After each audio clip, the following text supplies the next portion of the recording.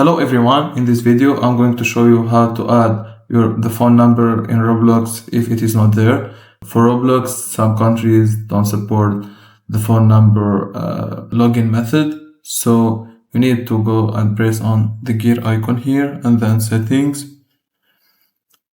Normally for adult people, they can see phone number here under email, and they can have the option to press on add like this one exactly, and they can add the phone number easily. But in my case and other people's case, they cannot add their phone numbers. So what we should do is open a new tab and we search for Roblox support, and it's gonna be this option, the second one with the Roblox, this one.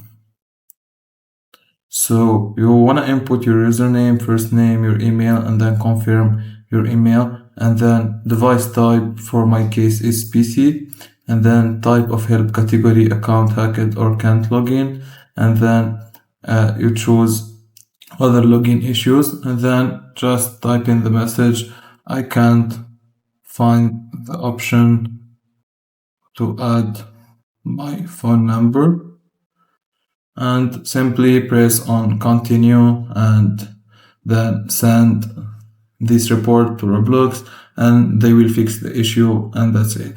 If you find this video helpful, don't forget to like and subscribe, and thank you for watching.